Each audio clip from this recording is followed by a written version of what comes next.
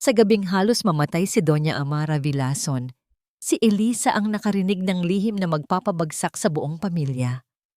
Habang nag-aagawan sa yaman ng mag-ina, hindi nila alam na ang babaeng inaakala nilang wala ng isip ay nagbibilang na ng kasalanan nila. Kapag ang kunwaring biktima ang naging hukom, sino ang unang guguho? Isang mapagpalang hapon po sa inyong lahat, mga mahal kong kadrama. Sa bawat paglubog ng araw, may mga bagong kwentong nabubuo, mga kwento ng pag-ibig, pag-asa, at kung minsan, ng mga luhang hindi nakikita. Samahan niyo po akong muli sa isang paglalakbay na susubok sa tibay ng isang puso. Sabi nila, ang pamilya ang ating kanlungan. Ito raw ang sisidlan ng ating mga pangarap at ang magiging lakas natin sa oras ng kahinaan. Pero paano kung ang mismong tahanan na inaakala mong paraiso ay isa palang kulungang gawa sa ginto? At ang mga taong pinagkakatiwalaan mo ng buong buhay ay may tinatagong maskara sa likod ng kanilang mga ngiti. Bawasan mo pa ang pagkain ni Mama. Kailangan magmukha itong natural. Ang malamig na tinig ni Imelda Sandoval ay tila kutsilyong humiwa sa katahimikan ng malawak na mansyon. Pero baka naman po masyado na. Sagot ng kanyang anak na si Ricardo. May bahid ng pag-aalinlangan sa boses. Huwag kang mag-alala, Ricky. Isang mahinang pitik na lang ang kailangan. At kapag nangyari na yon, lahat ng ito, lahat ng yaman ng mga Montoya, ay mapupunta sa atin. Nakatago sa dilim ng pasilyo, hindi makahinga si Elisa. Ang bawat salitang iyon ay parang lason na, unti-unting kumakalat sa kanyang buong sistema. Ang dibdib niya ay tila pinipiga, at ang mga luhang nagbabadyang tumulo ay pilit niyang pinipigilan. Ang lalaking pinakasalan niya ang biyenan na pilit niyang kinukuha ang loob. Sila ang may karumaldumal na balak sa matandang may sakit na si Doña Amara Montoya. Kaninang umaga lang, ang lahat ay tila nasa ayos pa. Ang sinag ng araw na tumatagos sa malalaking bintanang salamin ng mansyon sa Forbes Park ay hindi sapat para magbigay ng init sa loob ng silid ni Doña Amara. Malamig ang paligid, kasinlamig ng marmol na sahig at ng mga matang walang emosyon ng matandang babae.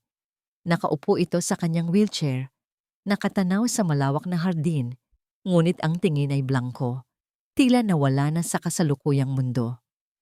Lola, kain na po tayo, malambing na sabi ni Elisa habang maingat na inilalapag ang isang mangkok ng mainit na lugaw sa mesang nasa tabi nito. Paborito niyo po ito, di ba? Nilagyan ko po ng maraming manok at itlog. Walang naging tugon mula sa matanda. Ang tanging maririnig ay ang mahinang pag-ihip ng aircon at ang malayong tunog ng mga makinang nagpuputol ng damo sa labas. Para sa iba, ang pag-aalaga sa isang taong wala ng pagkilala ay isang pasanin. Ngunit para kay Elisa, ito ang tanging paraan para maramdaman niyang may silbi siya sa loob ng mansyon na yon. 5 taon na siyang kasal kay Ricardo Ricky Sandoval, ang nag-iisang apo ni Doña Amara, ngunit hanggang ngayon, pakiramdam niya ay isa lamang siyang bisita. Isang magandang palamuti sa braso ng kanyang asawa. Hinipan ni Eliza ang kutsara bago ito maingat na isinubo sa bibig ng matanda. Konting-konti na lang po, Lola, para magkalakas po kayo. Isang patak ng lugaw ang tumulo sa gilid ng labi ni Doña Amara. Agad itong pinunasan ni Eliza gamit ang isang malinis na panyo na may ngiti pa rin sa kanyang mga labi. Sa kabila ng lahat, mahal niya ang matanda. Si Doña Amara ang nag-iisang tao sa pamilyang iyon na hindi kailanman nagparamdam sa kanya na siya ay iba o mababa. Kahit pa sa estado nito ngayon, ang presensya nito ay nagbibigay sa kanya ng kakaibang kapanatagan. Ayan, tapos na po, sabi niya nang maubos ang laman ng mangkok. Hinaplos niya ang maputing buhok ng matanda. Magpahinga na po muna kayo, Lola. Sa paglabas niya ng silid, ang ngiti sa kanyang mga labi ay unti-unting naglaho. Ang bigat sa kanyang dibdib ay muling bumalik. Ang bawat sulok ng mansyon ay tila sumisigaw ng katotohanang hindi siya kabilang dito. Ang hapunan ng mga Sandoval ay laging isang formal at tahimik na kaganapan. Ang mahabang lamesang gawa sa nara ay napupuno ng mga mamahaling pagkain na inihanda ng kanilang chef. Ngunit ang hangin ay laging nababalot ng tensyon. "Kamusta ang araw mo, Ricky?" Tanong ni Imelda sa anak habang eleganteng hinihiwa ang kanyang steak. Hindi man lang nito sinulyapan si Eliza na nakaupo sa tapat niya. "Same old, ma. Meetings all day," sagot ni Ricky. Ang atensyon ay nasa kanyang telepono. Sinubukan ni Eliza na maging bahagi ng usapan. "Pinakain ko po si Lola kanina. Naubos niya po ang isang buong mangkok ng lugaw." Itinigil ni Imelda ang pagkain at itinuon ang matatalim na mata kay Eliza. Isang ngiti ang sumilay sa labi nito, ngunit hindi umabot sa kanyang mga mata. "Talaga? Mabuti naman kung ganoon. You're very domesticated, Hija. Bagay na bagay sa iyo ang mag-alaga ng matanda. Iyan naman talaga ang mga nakasanayan sa probinsya, hindi ba?" Ang bawat salita ay may kasamang lason. Ramdam ni Eliza ang pamumula ng kanyang mga pisngi. Tumingin siya kay Ricky, naghahanap ng kahit anong suporta, ngunit abala pa rin ito sa pagtipa sa kanyang telepono. Tila walang narinig. Ito ang laging eksena. Si Imelda na nagbibitaw ng masasakit na salita at si Ricky na nagbibingi-bingihan. "Masaya po akong mag-alaga kay Lola." Mahinang sagot ni Eliza habang pinipigilan ang panginginig ng kanyang mga kamay sa ilalim ng mesa. "Of course you are," sabi ni Imelda bago uminom ng red wine. "It's the least you can do, considering everything we've given you." Pagkatapos ng hapunan na yon, pakiramdam ni Eliza ay hindi siya makahinga. Nagpaalam siyang aakyat na sa kanilang silid, ngunit sa halip ay nagtungo siya sa hardin para kumuha ng sariwang hangin. Ang sakit na dulot ng mga salita ni Imelda ay wala sa sakit na nararamdaman niya dahil sa pananahimik ni Ricky. Mahal pa ba siya nito? O naging bahagi na lang siya ng magandang larawan na kailangan itong ipakita sa mundo? Gabi na nang magpasya siyang bumalik sa loob. Uhaw na uhaw siya. Dahan-dahan siyang bumaba patungong kusina para kumuha ng isang basong tubig. Tahimik na ang buong bahay. Ngunit habang papalapit siya, may narinig siyang mga boses na nagmumula sa sala. Boses ni Imelda at ni Ricky. Dahil sa takot na baka mapagalitan, nagtago siya sa gilid ng pader, sa dilim ng pasilyo, at doon niya narinig ang lahat. Ang plano, ang kasakiman, ang kawalan ng puso. Ang bawat salita ay isang dagok sa kanyang kaluluwa. Ang balak na hayaang mamatay sa gutom ang kawawang matanda para lamang makuha ang mana. Ang unti-unting pagpatay na itatago sa likod ng salitang natural causes. Ang buong mundo ni Eliza ay gumuho sa isang iglap. Ang pag-ibig na inakala niyang totoo ay isang kasinungalingan. Ang pamilyang pilit niyang inangkin ay mga halimaw na nag-aanyong tao. Habang nanginginig ang buong katawan, hindi niya namalayan ang basong hawak niya. Dahan-dahan itong dumulas sa kanyang mga daliri. Blag. Ang tunog ng nabasag na salamin ay umalingaw-ngaw sa buong kabahayan. Kasing lakas ng pagsabog sa loob ng kanyang dibdib. Sa sala, ang mga boses ay biglang natahimik. Ganap na katahimikan. Kasunod nito, narinig ni Eliza ang tunog na nagpatayo sa lahat ng balahibo sa kanyang katawan. Ang dahan-dahan, sinasadyang mga yabag ng sapatos na papalapit. Papalapit sa kusina. Papalapit sa dilim, kung saan siya nagtatago, nanginginig, at walang magawa. Ang tunog ng mga yabag ay tila martilyong pumupukpok sa bawat tibok ng puso ni Eliza malapit na. Naririnig na niya ang mahinang kaluskos ng tela ng damit ni Imelda. Nakikita na niya ang anino nito sa sahig na marmol. Palaki ng palaki habang papalapit ito sa bukana ng kusina. Wala na siyang tatakbuhan. Wala nang pagtataguan. Ang isip niya ay blangko sa takot. Sa huling sandali, sa halip na manatiling paralisado, isang biglaang lakas ang bumuhay sa kanyang mga kalamnan. Itinulak niya ang kanyang sarili, palayo sa pader. Sinadya ang pagkadula sa isa sa mga bubog na nakakalat at bumagsak sa sahig na may kasamang daing. Aray! Tamang-tama sa pagpasok ni Imelda at Ricky sa kusina. Ang ilaw ay bumukas at ang matatalim na mata ng mag-ina ay agad na napako sa kanya. Elisa, anong ginagawa mo dyan? Gulat na tanong ni Ricky, kahit pa ang tono nito ay mas tunog inis kaysa pag-aalala. Pilit na umarte si Elisa. Hinawakan niya ang kanyang ulo, kumukurap-kurap na para bang nahihilo. Ricky, nahilo ako bigla. Kukuha sana ako ng tubig pero umikot ang paningin ko. Itinuro niya ang basag na baso. Pasensya na, nabitawan ko.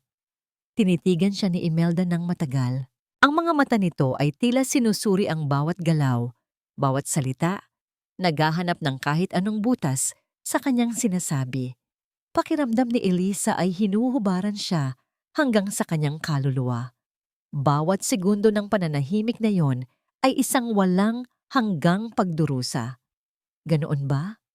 Sa wakas ay sabi ni Imelda, ang boses ay naglalaman ng hindi matukoy na emosyon. Baka napapagod ka lang, Hija. Marami ka kasing ginagawa. Lumapit ito at tinulungan siyang tumayo. Ngunit ang pagkakahawak nito sa kanyang braso ay mahigpit, halos masakit. Ricky, ihatid mo na ang asawa mo sa kwarto. Ako na ang magpapalinis nito. Tara na, Elisa, sabi ni Ricky. Walang ganang hinila siya paalis doon. Habang paakyat sila sa hagdanan, hindi napigilan ni Eliza na lumingon. Nakita niya si Imelda na nakatayo pa rin sa gitna ng kusina. Hindi nakatingin sa mga bubog, kundi sa direksyon kung saan siya nagtago kanina. Isang malamig na kilabot ang gumapang sa kanyang likuran. Alam ba niya? Sa loob ng kanilang silid, agad siyang binitawan ni Ricky at dumiretso sa banyo. Walang tanong kung ayos lang ba siya. Walang yakap. Walang kahit anong pag-aalala. Doon, sa harap ng salamin, habang tinitingnan ang sariling refleksyon, isang babaeng maputla at may mga matang puno ng takot. Napagtanto ni Elisa ang isang masakit na katotohanan. Ang lalaking pinakasalan niya ay hindi na ang lalaking minahal niya. O marahil, hindi niya ito kailanman tunay na nakilala. Hindi siya nakatulog ng gabing iyon. Ang mga salita ni na Imelda at Ricky ay paulit-ulit na tumatakbo sa kanyang isipan. Parang isang sirang plaka. Kailangan magmukha itong natural. Isang mahinang pitik na lang. Lahat ng ito ay mapupunta sa atin. Ang takot na naramdaman niya kanina ay unti-unting napalitan ng isang bagong damdamin. Galit. Galit para sa kawalang hiyaan nila at higit sa lahat, awa at determinasyon para ipagtanggol ang kawawang si Doña Amara. Hindi ako papayag, sabi niya sa sarili. Habang ang mga luha ay tahimik na dumadaloy sa kanyang mga pisngi. Hindi ko hahayaang mangyari ito. Kailangan kong gumawa ng paraan. Kinabukasan, ibang Elisa ang gumising. Ang kahinaan ay napalitan ng maingat na pagpaplano. Alam niyang hindi niya pwedeng harapin sina Imelda at Ricky. Masyado silang makapangyarihan. Kailangan niyang kumilos ng patago. Ang unang hakbang, kailangang makakain ni Doña Amara. Sa kusina, habang naghahanda ng almusal ang mga katulong, maingat na kumuha si Elisa ng 2 piraso ng tinapay at isang maliit na karton ng gatas. Naghintay siya ng tamang tiyempo. Nang mag-utos si Imelda sa hardinero, alam niyang ito na ang pagkakataon niya. Kumuha siya ng isang malinis na tuwalya at sa loob nito ay maingat niyang ibinalot ang pagkain. Naglakad siya paakyat na may kasamang pekeng ngiti na para bang maliligo lamang. Ang bawat hakbang ay mabigat, ang bawat anino ay tila isang banta. Pagdating sa silid ni Doña Amara, isinara niya ang pinto ng walang tunog. Gaya ng dati, ang matanda ay nakatingin lamang sa bintana. "Lola," bulong ni Eliza, "may dala po ako para sa inyo." Inilabas niya ang tinapay at gatas. Pinunit niya ang tinapay sa maliliit na piraso at dahan-dahang isinubo sa matanda. Sa unang pagkakataon, sa loob ng maraming buwan, nakita ni Elisa ang isang bahagyang kislap sa mga mata ni Doña Amara habang ito ay ngumunguya. Ito ang nagbigay sa kanya ng lakas. Ito ang nagpatunay na tama ang kanyang ginagawa. Ngunit ang panandaliang tagumpay ay agad na naputol. Tok! Tok! Tok! Isang malakas na katok sa pinto ang halos magpatalon sa puso ni Elisa palabas ng kanyang dibdib. "Elisa, nariyan ka ba, hija?" Ang boses ni Imelda. Nataranta si Elisa. Sa isang iglap, itinago niya ang natitirang tinapay at ang karton ng gatas sa ilalim ng kama ni Doña Amara. Mabilis niyang pinunasan ang mga mumo sa bibig ng matanda at inayos ang kumot nito. "Bukas po," sagot niya. Pilit na pinapakalma ang nanginginig na boses. Pumasok si Imelda, ang mga mata ay agad na sinuri ang buong paligid. "Akala ko ba maliligo ka? Bakit nandito ka?" Chinek ko lang po si Lola bago po ako maligo, tita." Palusot ni Eliza. Ang mga kamay ay nakakuyom sa kanyang likuran. Naglakad si Imelda palapit kay Doña Amara at hinaplos ang noo nito. Mukhang masigla si Mama ngayon. Tumingin ito kay Eliza. Isang mapanuring tingin na tumatagos hanggang buto. "Siguraduhin mong ang diet na ibinigay ng doktor ang sinusunod natin, maliwanag?" "Oo po, tita. Siyempre po." Hindi pa rin kontento, ang mga mata ni Imelda ay patuloy na gumagala sa silid, mula sa mesa, sa sahig, hanggang sa ilalim ng kama. Pakiramdam ni Eliza ay hihimatayin siya anumang oras. Ngunit sa huli, tumango si Imelda at naglakad palabas. "Bilisan mo na riyan," sabi nito bago isara ang pinto. Napasandal si Eliza sa pader, habol ang kanyang hininga. Nakaligtas siya. Ngunit alam niyang nagsisimula ng magduda si Imelda.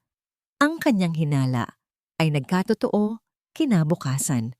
Naabutan ni Eliza ang dalawang tekniko na nagkakabit ng isang bago, maliit na CCTV camera sa pasilyo, direktang nakatutok sa pinto ng silid ni Doña Amara. "Para saan po iyan, tita?" tanong niya kay Imelda, na siyang nagbabantay sa mga gumagawa. Ngumiti si Imelda, ang parehong pekeng ngabang ngiti. "For security reasons, hija. Para mas mabantayan natin si Mama. Para sigurado tayong walang sino man ang gagawa ng kahit anong hindi nararapat." Ang huling mga salita ay tila may dobleng kahulugan, isang direktang babala para kay Eliza. Ang mundo ni Eliza ay lalong sumikip. Bawat kilos niya ngayon ay binabantayan. Bawat galaw ay sinusubaybayan. Paano pa niya matutulungan si Doña Amara ngayon? Gayunpaman, ang determinasyon sa puso ni Eliza ay mas matindi kaysa sa kanyang takot. Kinagabihan, nang ang buong bahay ay natutulog na, nagpasya siyang subukan muli. Alam niyang may blind spot ang kamera malapit sa sahig. Gamit ang dilim ng gabi, gumapang siya sa pasilyo, dala ang isang botelya ng tubig at ilang pirasong biskwit na itinago niya sa bulsa ng kanyang duster. Nakarating siya sa silid nang hindi napapansin. Sa loob, tanging ang liwanag ng buwan ang nagsisilbing ilaw. Lumapit siya sa kama. Ang matanda ay tila mahimbing na natutulog. "Lola," bulong ni Eliza. Dahan-dahan niyang itinaas ang ulo ni Doña Amara para painumin ito. Ngunit sa sandaling iyon, isang bagay na hindi inaasahan ang nangyari. Ang mga mata ni Doña Amara ay biglang dumilat sa dilim. Ang kamay nitong payat at tila mahina ay biglang humigpit sa braso ni Eliza na parang bakal. Nagulat si Eliza. Handa nang sumigaw. Ngunit bago pa man makalabas ang anumang tunog sa kanyang bibig, isang boses, malinaw, matatag, at puno ng awtoridad, ang bumulong sa kanya. Huwag kang maingay. Alam ko ang lahat. Ang boses na yon. Hindi ito ang boses ng isang ulyanin. Ito ay malinaw, matatag, at puno ng kapangyarihan na kayang magpatigil sa pag-ikot ng mundo. Ang pagkakahawak sa kanyang braso ay hindi na mahina. Ito ay mahigpit at puno ng layunin.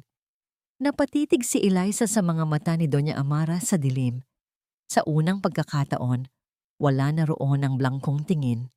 Ang naroon ay isang matalas na talino, isang kislap na tila matagal nang nagmamasid, naghihintay ng tamang pagkakataon. Lola? Iyon lang ang salitang nagawa niyang ibulong. Ang kanyang boses ay nanginginig sa pagitan ng takot at lubos na pagkalito. Binitawan siya ni Doña Amara. Itinapat nito ang isang daliri sa sariling labi, isang senyas na manahimik. Pagkatapos ay itinuro nito ang pinto. Kahit sa dilim, naunawaan ni Eliza ang ibig sabihin nito. May nakikinig, may nanonood. Ang CCTV camera na ipinakabit ni Imelda. Dahan-dahang bumangon si Doña Amara mula sa pagkakahiga. Ang bawat kilos nito ay kabaligtaran ng matandang mahinang nakasanayan ni Eliza. Walang pag-aatubili, walang panginginig.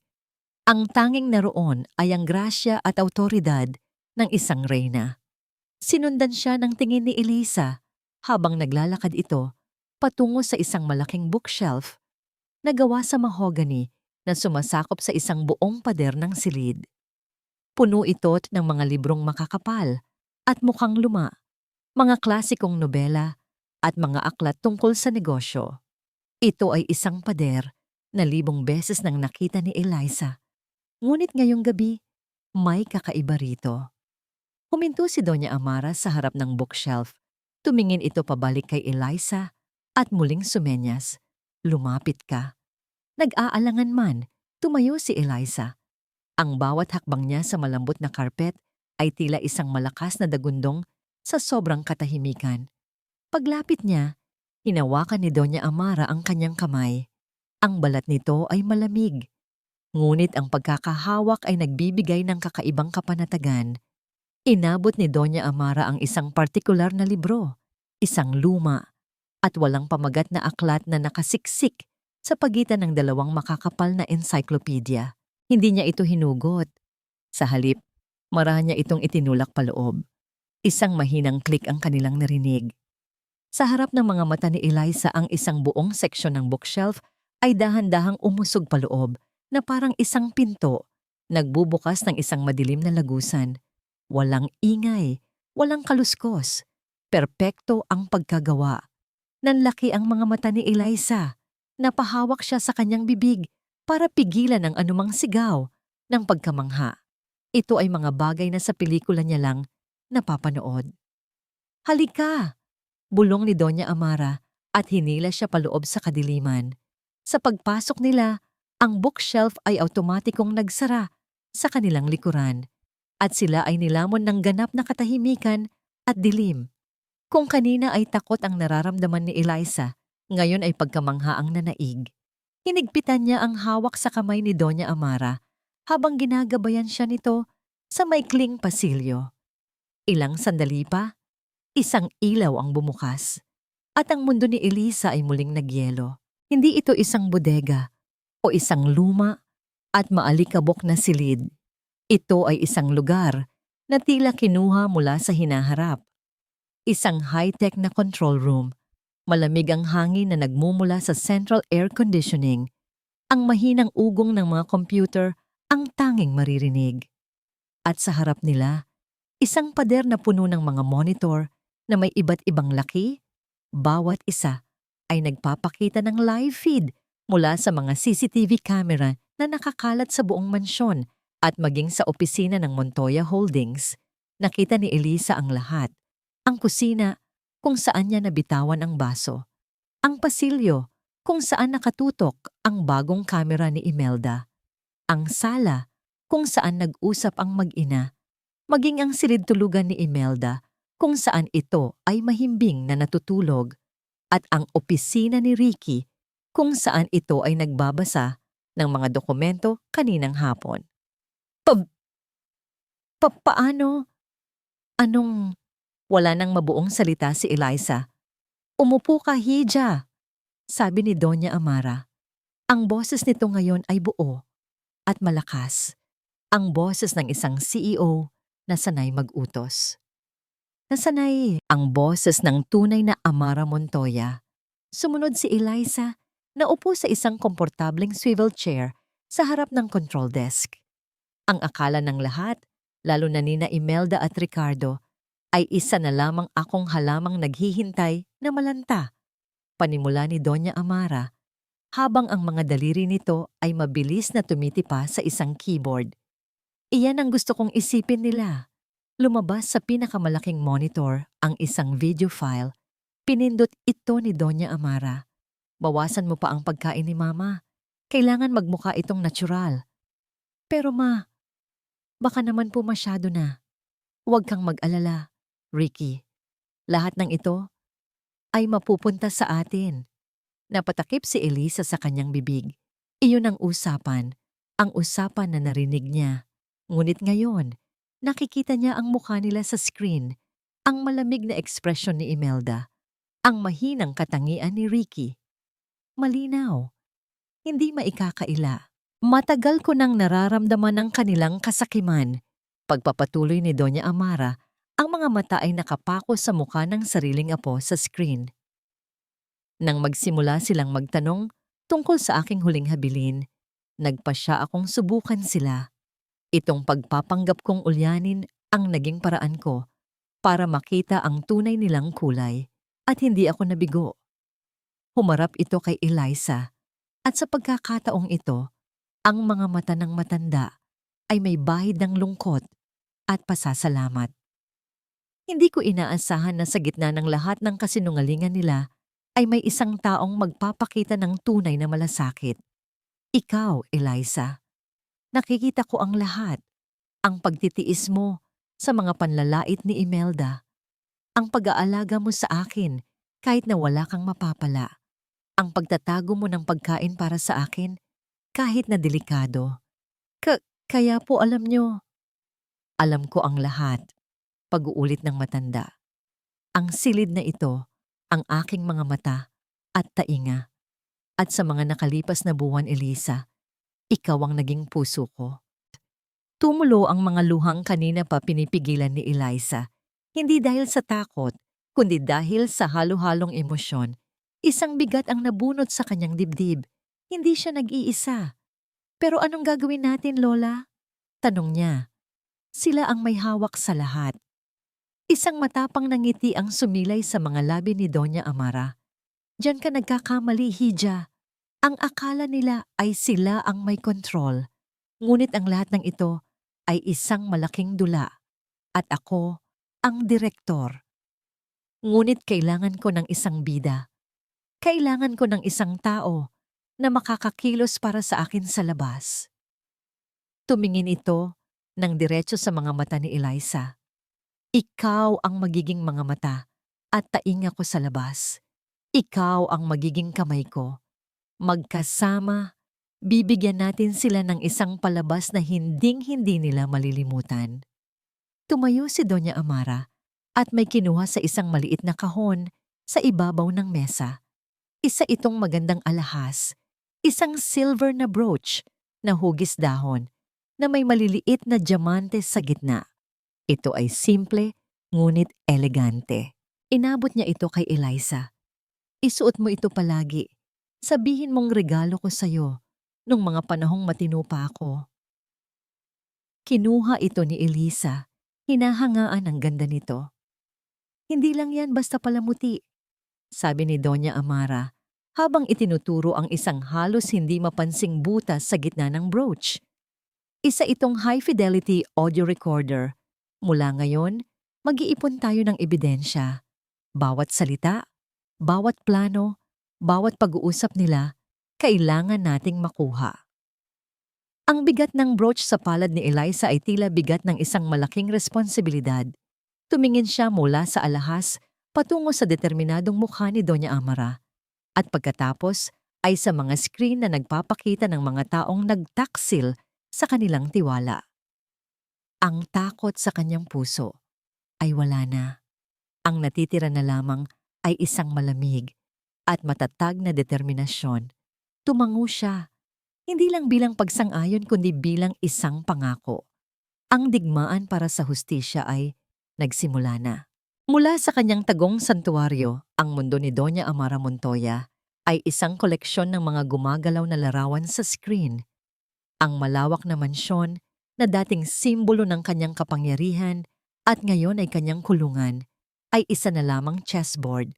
At sa larong ito, siya ang nag-iisang reyna na nagkukubli sa likod ng isang mahinang piyesa, nagmamasid at naghihintay ng tamang tiyempo para sa kanyang checkmate. Sa monitor bilang 7, nakita niya si Eliza na naghahanda ng almusal para kay Ricky. Ang bawat kilos ng dalaga ay maingat, puno ng paglalambing na ngayon ay alam na ni Amara na isang napakagaling na pag-arte. Ang nangiti nito sa asawa ay kasing tamis ng pulot, ngunit ang mga mata ay may kislap ng isang bagong natuklasang tapang. Ang brooch na hugis dahon ay kumikinang sa kanyang bestida. Isang brilyante, bulong ni Amara sa sarili, habang sumisimsim ng mainit na kape. Kailangan lang hasain. Ibinigay niya ang unang instruksyon kay Eliza kagabi sa pamamagitan ng isang maliit at halos hindi nakikitang earpiece na itinago nito sa ilalim ng buhok.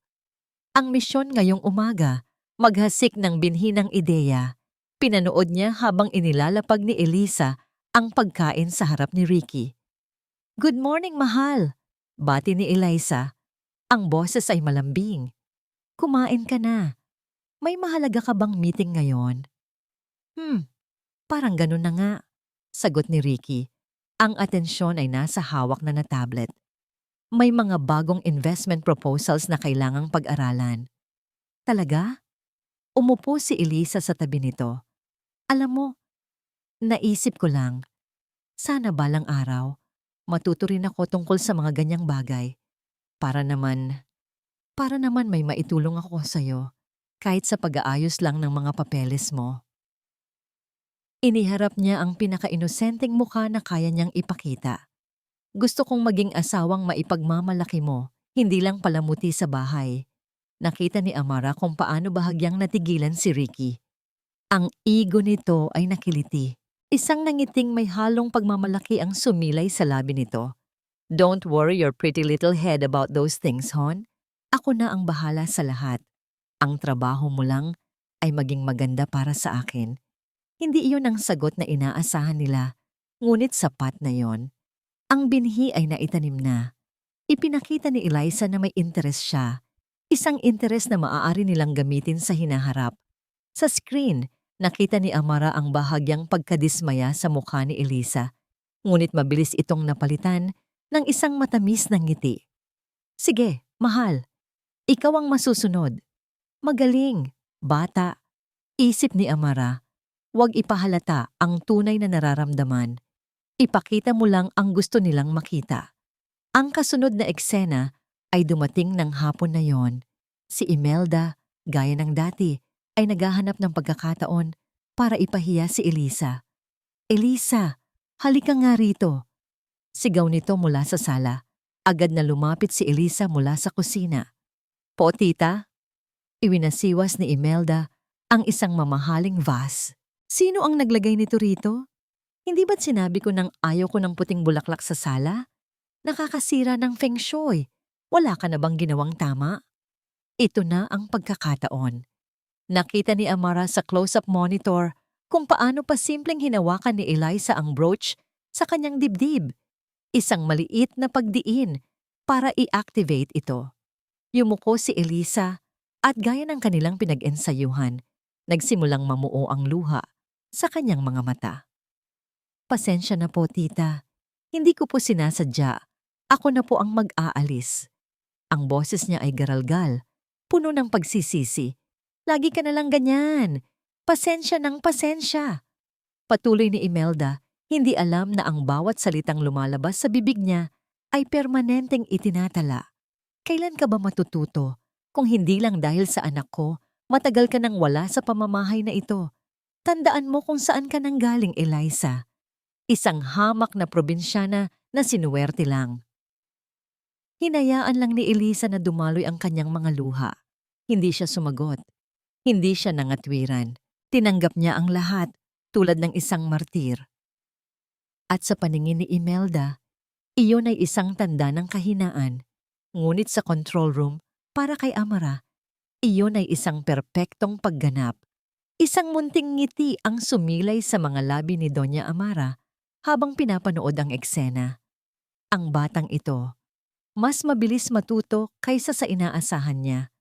Hindi lang siya masunurin, mayroon din siyang angking talino sa pag-arte. Sa loob ng ilang araw, ang dating maamong tupa ay nagiging isang tusong lobo na nakabihis tupa. Nang matapos ang paninermo ni Imelda, tumalikod si Eliza at dinala ang vase sa kusina. Pagdating doon, sumandal ito sa pader at huminga ng malalim. Sa screen, kitang-kita ni Amara ang pagbabago sa ekspresyon nito. Mula sa pagiging kaawa-awa, naging matatag ang mukha nito at ang mga mata ay nag-aalab sa determinasyon. Isang tawag ang pumasok sa encrypted video line ni Amara. Ang mukha ng kanyang pinagkakatiwalaan at matagal ng abogado, si Attorney Benjamin Cruz, ang lumitaw sa isa sa mga monitor. Doña Amara, bati nito, puno ng paggalang. Attorney Cruz, sagot ni Amara. Ang kanyang boses ay bumalik sa pagiging formal at makapangyarihan. May progreso na ba sa mga pinapagawa ko? Opo.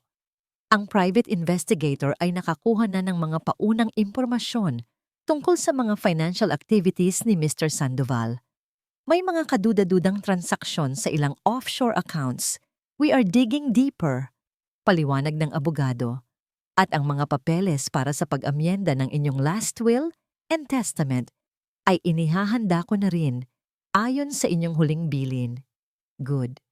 Kailangan nating kumilos ng mabilis, sabi ni Amara. Pakiramdam ko ay may binabalak na malaki si Imelda. Ang nangiti sa mukha ni Attorney Cruz ay biglang naglaho. Napalitan ito ng pag-aalala. Tungkol po riyan, Donya. Mayroon po akong hindi magandang balita. Napahigpit ang hawak ni Amara sa kanyang tasa. Ano iyon? Huminga ng malalim ang abogado. Nakatanggap po ang opisina ko ng kopya ng isang petisyon na isinampa ng legal counsel ni Mrs. Imelda Sandoval sa korte kaninang umaga lang. Anong petisyon? Tanong ni Amara, kahit pa may hinala na siya kung ano ito. Isang petisyon para ideklara po kayong mentally incompetent, Doña Amara. Humihiling sila sa korte na mag-appoint ng isang legal guardian para pangasiwaan ang lahat ng inyong ari-arian. At ang nominado nilang guardian ay si Mr. Ricardo Sandoval. Isang malamig na agos ang dumaloy sa mga ugat ni Doña Amara. Ang mga buwitre, hindi na sila makapaghintay. Gumagawa na sila ng legal na hakbang para agawin ang lahat habang siya ay buhay pa. Ang oras nila ay biglang umikli. Ang dula-dulaan ay kailangang bilisan. Naiintindihan ko, sabi ni Amara. Ang boses ay nanatiling kalmado, ngunit ang kanyang mga mata ay nagliliyab na parang dalawang nagbabagang uling. Simulan mo na ang countermeasures, Benjamin. Mukhang kailangan na nating itaas ang kurtina para sa susunod na yugto ng palabas na ito. Ang mga sumunod na araw ay naging isang laro ng anino para kay Eliza. Sa bawat ngiti na ibinibigay niya kina Imelda at Ricky, mayroong isang talim na nakatago. Sa bawat pagpapakita niya ng kahinaan, mayroong isang lakas na unti-unting nabubuo sa kanyang kalooban. Ngunit habang tumatagal, napapansin niyang tila may nag-iiba sa paraan ng pakikitungo sa kanya ni Imelda. Ang dating hayagang panlalait ay napalitan ng isang bagay na mas tusong at mas nakakabalisa. Ang kunwari pag-aalala. Eliza Hija, napapansin ko, palagi kang mukhang pagod at balisa nitong mga nakaraang araw, sabi ni Imelda, isang umaga, habang nagkakape sila sa veranda. Ang boses nito ay malambing, puno ng pekeng, pagmamalasakit. May bumabagabag ba sa'yo? Alam mo, bukas ang aking mga palad para sa'yo. Pwede mo akong ituring na parang tunay na ina. Kung ito ay nangyari ilang linggo na ang nakalipas, marahil ay napaiyak pa si Elisa sa tuwa. Ngunit ngayon, ang bawat salita ni Imelda ay parang tunog ng isang ahas na gumagapang sa damuhan. Alam niyang may lason sa likod ng mga iyon. Ayos lang po ako, tita. Siguro po ay kulang lang sa tulog, sagot ni Elisa, habang pinapanatili ang isang mahinang ngiti. Sigurado ka? Giit ni Imelda, habang inaabot ang kanyang kamay at marahang hinahaplos ito. Kasi kung minsan, nakikita kitang nagsasalita mag-isa. Minsan naman, tulala ka. Nag-aalala ako para sa'yo, Elisa. Ang stress ay isang tahimik na kalaban. Baka gusto mong kumonsulta sa isang espesyalista? May kilala akong napakagaling na psychiatrist. Sa sandaling iyon, naintindihan ni Elisa ang bagong laro ni Imelda. Gaslighting. Pilit na ipinapasok sa isip niya na siya ang may problema, na siya ang nababaliw. Isa itong paraan para sirain ang kanyang kredibilidad, para kung sakaling magsalita man siya, walang sino man ang maniniwala sa kanya. Naku, tita, hindi naman po siguro kailangan. Ayos lang po talaga ako. Sabi niya, pilit na tinatago ang pangingilabot na gumapang sa kanyang batok. Ngunit hindi doon natapos ang psychological warfare ni Imelda. Kinabukasan, isang bagong muka ang sumalubong kay Elisa. Elisa, ito nga pala si Mila. Pagpapakilala ni Imelda sa isang babaeng nasa mid-30s, nakasuot ng puting uniforme ng isang nurse. Isa siyang private nurse. Inupahan ko siya para maging katuwang mo sa pag-aalaga kay mama. Para naman hindi ka masyadong napapagod. Tiningnan ni Elisa si Mila. Ang nangiti nito ay profesional, ngunit ang mga mata ay mataalakaw at mapanuri. Agad niyang naramdaman na hindi lang ito isang ordinaryong nurse. Isa itong bantay. Isa pang pares ng mga mata na susubaybay sa bawat kilos niya. Salamat po, tita. Pero kaya ko naman po. Mahinang tanggi ni Elisa. Huwag ka nang tumanggi, Hija. Desisyon ko na ito, sabi ni Imelda. At sa tono nito, alam ni Elisa na wala na siyang magagawa. Ang pagkakaroon ni Mila sa bahay ay naging isang malaking balakid. Ang mga pagkakataon niyang makapasok sa silid ni Doña Amara nang mag-isa ay halos naglaho. Palaging nakabuntot si Mila. Kung magdadala siya ng pagkain, nandoon ito para tingnan kung ano yon. Kung tatabihan niya si Doña Amara, uupo rin ito sa isang sulok, nagmamasid. Ang komunikasyon nila ni Doña Amara ay naging mas mahirap. Umaasa na lang sila sa mga pasimpleng senyas at sa earpiece na suot ni Elisa, kung saan bumubulong ng instruksyon ang matanda mula sa control room. Isang gabi, habang nag-aayos siya ng mga damit sa aparador, nakaramdam si Elisa ng kakaiba. Parang may nagbago sa ayos ng kanyang mga gamit. Ang pabango na laging nasa kaliwa ay nasa kanan na. Ang mga librong nakaayos ayon sa kulay ay bahagyang nagkaiba ng posisyon. May pumasok sa kwarto ko, isip niya.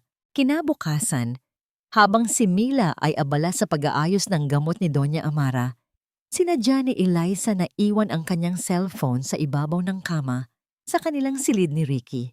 Binuksan niya ang kamera at itinapat sa pinto bago siya bumaba. Pagbalik niya makalipas ang kalahating oras, kinuha niya ang cellphone at pinanood ang recording. Ang hinala niya ay tama. Ilang minuto matapos siyang umalis, pumasok si Mila sa kanyang silid. Hindi ito nag-atubili. Agad nitong sinuri ang kanyang mga gamit sa aparador. Binuklat ang mga libro sa bedside table at kinapamaging ang ilalim ng kanyang unan. Naghahanap ito ng kung ano. Galit ang unang naramdaman ni Elisa, ngunit agad itong napalitan ng isang ideya. Kung naghahanap ng impormasyon si Mila, bakit hindi niya ito bigyan? Sa gabay ni Doña Amara sa pamamagitan ng earpiece, nagsimula si Eliza ng isang maliit na dula. Habang naglilinis siya ng kwarto at alam niyang nakikinig si Mila mula sa labas, sinadya niyang kausapin ang sarili. Ano ba itong numerong ito? Bakit kaya ito tinago ni Ricky sa lumang wallet niya? Sinulat niya ang isang pekeng bank account number sa isang piraso ng papel at sinadyang iwan ito sa ilalim ng isang libro. Kinagabihan, habang natutulog, ibinulong niya sa hangin. Bukas, kailangan kong tawagan si Attorney Fernandez. Itatanong ko kung legal ba ang pagpirma ko sa dokumentong iyon. Gaya ng inaasahan kinabukasan, nakita nila sa CCTV mula sa control room si Imelda na kausap ang kanyang abogado sa telepono. Halatang biniberipika ang mga pekeng impormasyong ibinigay ni Elisa. Ang kanilang pain ay kinagat. Habang abala sina Imelda sa paghabol sa mga maling impormasyon, nabibigyan sila ni Doña Amara ng kaunting panahon para isagawa ang kanilang tunay na plano. Ngunit ang laro ay biglang naging mas mapanganib. Isang gabi, habang pinapanood nilang dalawa ni Doña Amara ang live feed mula sa control room, isang eksena ang nagpatigil sa kanilang paghinga. Nasa silid ni Doña Amara si Mila. Akala nito ay tulog na ang matanda. Maingat itong lumapit sa bedside table kung nasaan ang isang baso ng tubig na laging inihahanda para sa matanda. May kinuha si Mila mula sa kanyang bulsa, isang maliit na bote na walang tatak. Nagpatak ito ng ilang likido mula roon papunta sa baso ng tubig at marahan itong hinalo. Napatayo si Doña Amara. Ang mga mata ay nanlilisik sa galit. Napatakip naman sa bibig si Elisa. Ang puso ay kumakarera sa takot. Hindi na lang ito isang laro ng isipan. Hindi na lang ito paninira ng kredibilidad. Ito ay isang tangkang pagpatay na nasa harap mismo ng kanilang mga mata. Hayop sila, gigil na sabi ni Doña Amara. Mga demonyo. Tumingin si Eliza sa monitor, sa baso ng tubig na may lason at pagkatapos ay sa mukha ni Doña Amara. Ang kanilang kalaban ay hindi na naglalaro. Handa na itong pumatay. At kung hindi sila mag-iingat, isa sa kanila ang maaaring maging susunod na biktima. Ang imahe ni Mila habang nagpapatak ng lason sa baso ng tubig ay paulit-ulit na ipinapalabas ni Doña Amara sa pangunahing monitor na parang isang bangungot na ayaw siyang tigilan. Ngunit sa bawat pag-uulit, ang takot na unang naramdaman niya ay napapalitan ng isang kumpol ng matigas at malamig na galit. Ang galit ng isang leonang handang ipagtanggol ang kanyang teritoryo. Mga traidor, mariin niyang sabi. Ang mga daliri ay nakakuyom sa ibabaw ng control panel. Sa tabi niya, si Elisa ay nakatayo. Maputla pa rin ngunit ang mga mata ay determinadong nakatitig sa screen. Anong gagawin na natin, Lola? Hindi po natin pwedeng hayaan na inumin niyo yan. Umiling si Amara. Hindi. Hinding-hindi. Ngunit hindi rin natin pwedeng ipahalata na alam natin. Mabilis na nag-isip ang matanda. Ang bawat segundo ay mahalaga. Elisa, makinig kang mabuti. Bukas ng umaga, bago pumasok si Mila sa aking silid, kumuha ka ng kaparehong baso. Punuin mo ito ng tubig.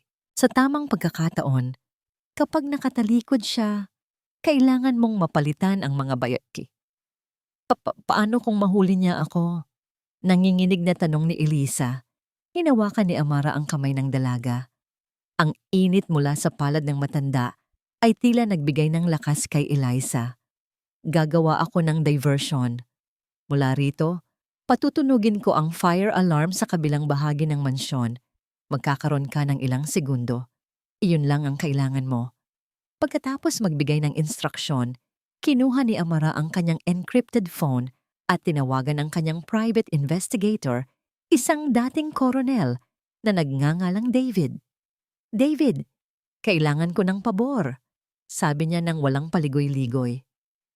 Mayroon akong ipapadala sa iyong water sample bukas. Kailangan kong malaman kung anong kemikal ang naroon sa loob ng 24 na oras. At isa pa, gusto kong halongkatin mo ang buong pagkatao ni Imelda Sandoval. Bawat kaibigan, bawat kaaway, Bawat utang, bawat sikreto mula sa kanyang pagkabata, walang ititira. Kinabukasan, ang plano ay naisakatuparan ng walang palya.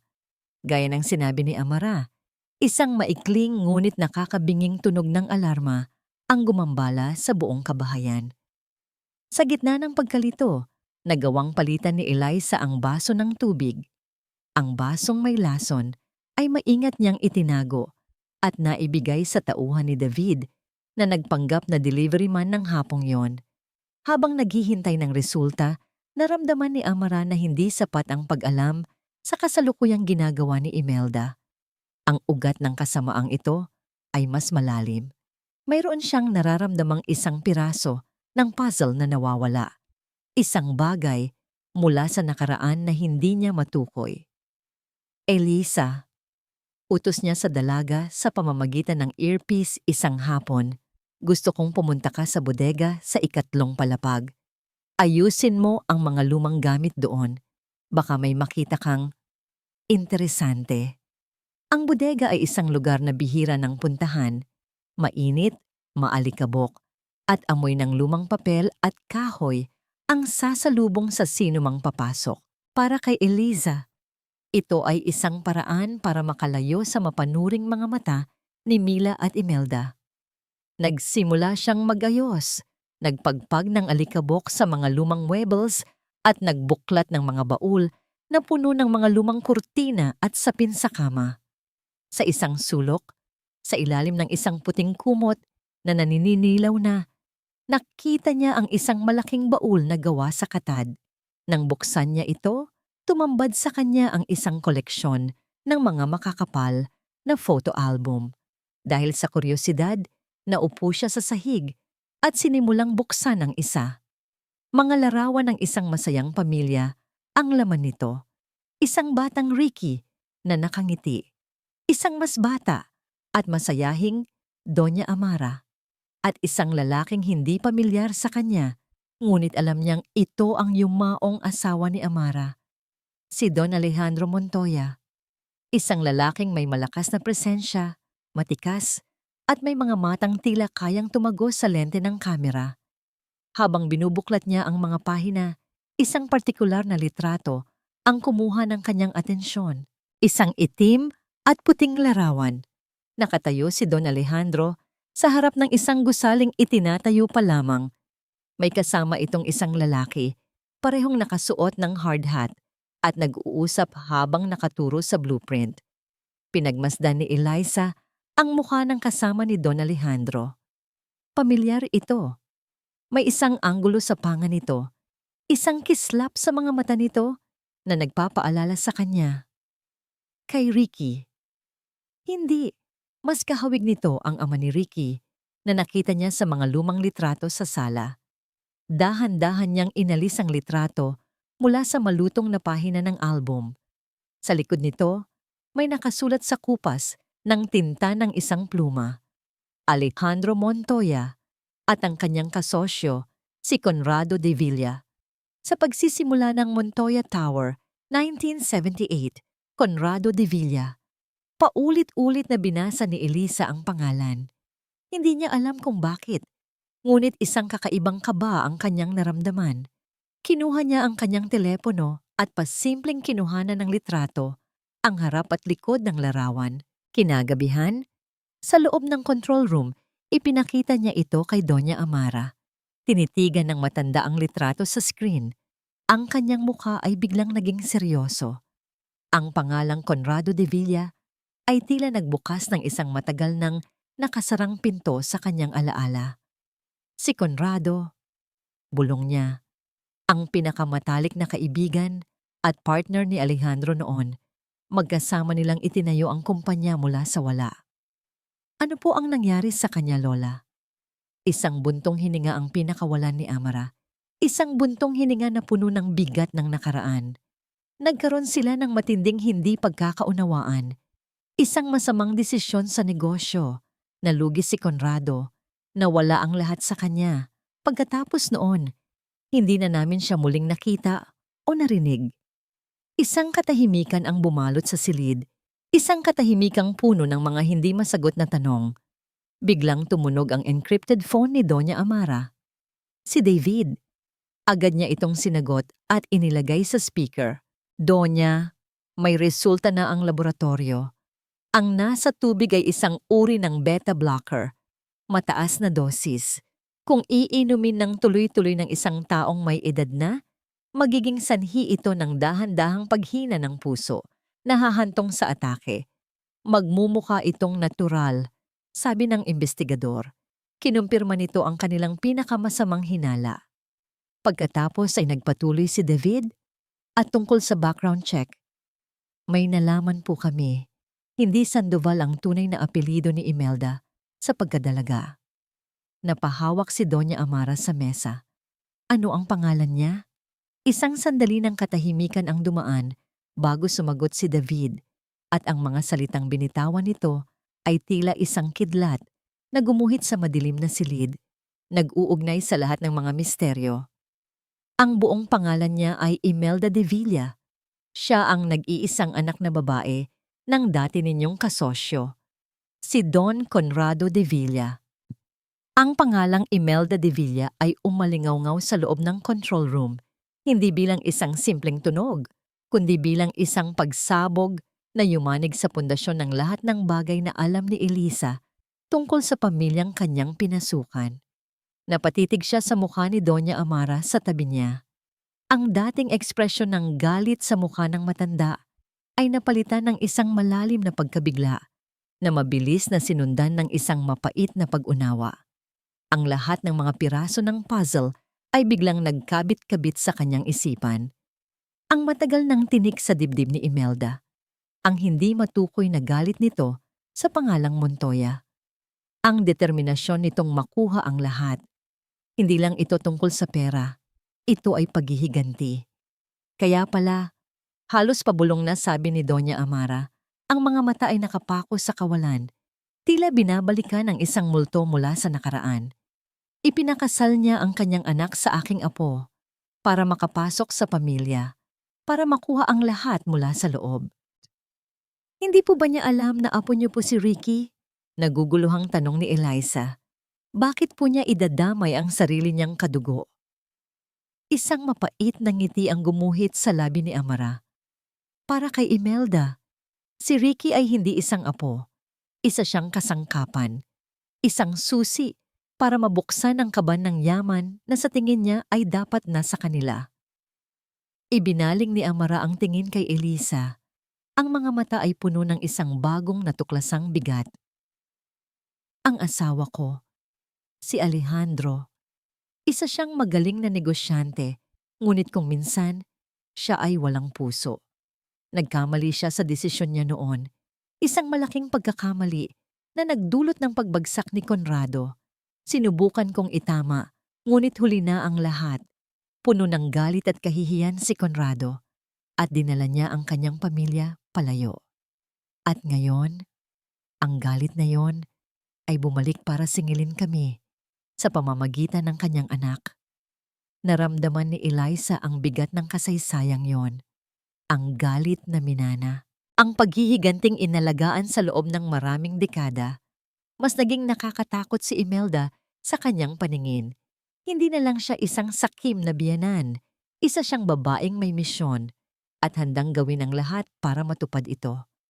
Habang pinoproseso ni Elisa ang lahat, nagring muli ang telepono ni David sa speaker. Donya, may isa pa po akong impormasyon, sabi ng investigador. Ang boses ay may bahid ng pag-aatubili. Tungkol naman ito sa background check na ipinagawa ninyo para kay Mrs. Elisa Sandoval. Biglang napalingon si Elisa kay Doña Amara. Sa akin po? Bakit po? Tumingin sa kanya si Doña Amara, isang tingin na nagsasabing, tiwala lang. Standard procedure, Hija. Kailangan kong malaman ang lahat tungkol sa mga taong nasa paligid ko, lalo na sa mga taong pinagkakatiwalaan ko. Ano ang nalaman mo, David? Tanong ni Amara sa telepono. Ayon po sa birth certificate ni Mrs. Sandoval, ang kanyang ina ay si Lilia Reyes. Ngunit ang nakapagtataka, wala po kaming makitang record ng kanyang ama. Ang nakalagay lang ay unknown. Ngunit nang mas malaliman ang aming paghahanap, nakakuha po kami ng kopya ng marriage certificate ng kanyang mga lolo at lola.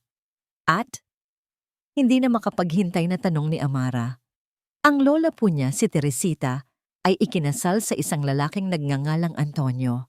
Ngunit bago po iyon, may nakita kaming isang lumang dokumento, isang baptismal certificate.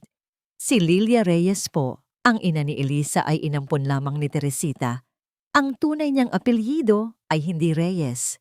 Nang siya ay isinilang, ang nakarehistrong apelyido niya ay Castillo. Castillo, ang pangalang iyon. Para kay Elisa, wala itong kahulugan.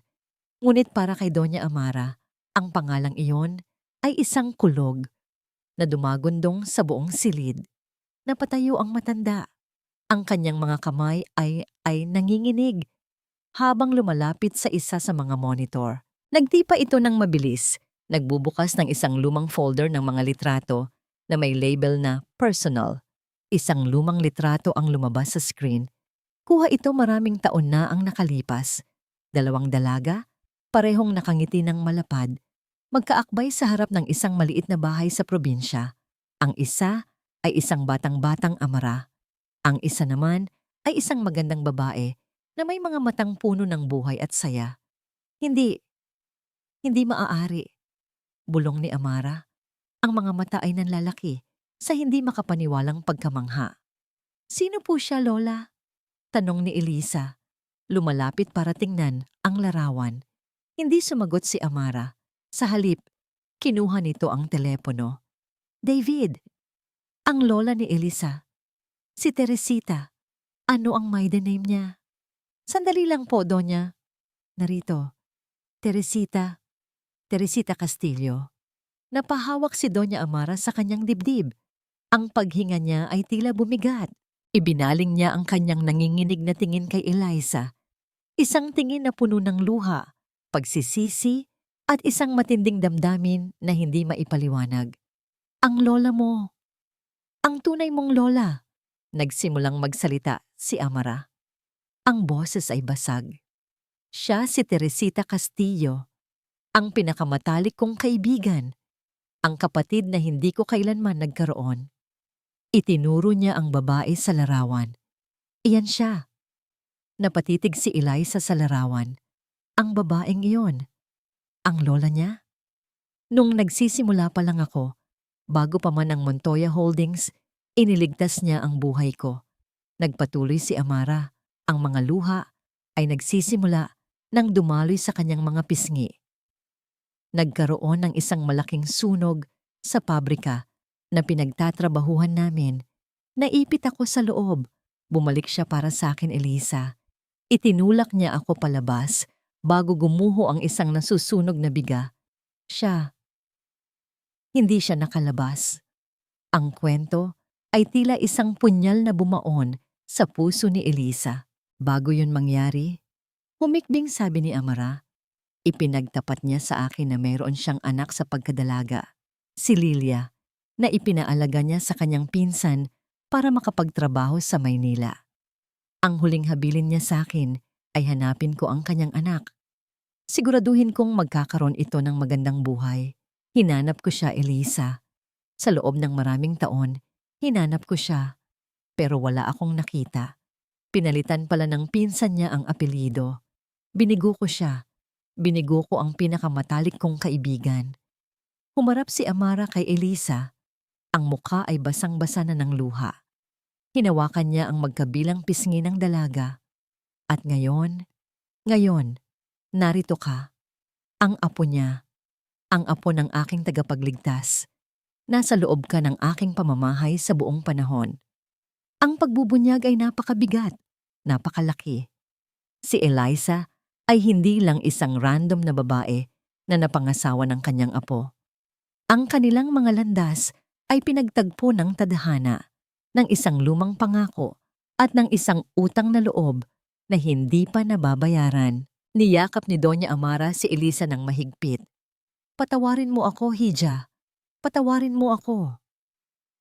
Sa yakap na yon, naramdaman ni Eliza ang isang koneksyon na mas malalim pa sa kanilang alyansa laban kay Imelda. Ito ay dugo. Ito ay kasaysayan. Ito ay tadhana. Ang laban na ito ay hindi na lang para sa hustisya. Ito ay para na rin sa pagtubos. Ito ay para sa kanyang lola. Ang mga luha na dumaloy sa loob ng control room ng gabing iyon ay hindi luha ng kalungkutan, kundi luha ng pagkakahanap at pagkakabuo. Para kay Doña Amara, ang pagkakatuklas sa tunay na pagkatao ni Elisa ay isang milagro, isang pagkakataon mula sa tadhana para itama ang isang pagkukulang na bumagabag sa kanya sa loob ng 50 taon. Para kay Elisa naman, ang mga kwento tungkol sa kanyang lola ay nagbigay sa kanya ng isang bagong pagkakakilanlan, isang ugat na matagal na niyang hinahanap-hanap bilang isang ulila. Ang kanilang samahan na nagsimula sa isang alyansa ng pangangailangan ay naging isang buklod na pinatibay ng dugo, utang na loob at pangako. Hindi ko akalain, sabi ni Elisa kinabukasan, habang pinagmamasdan nila ni Amara ang lumang litrato ng dalawang magkaibigan.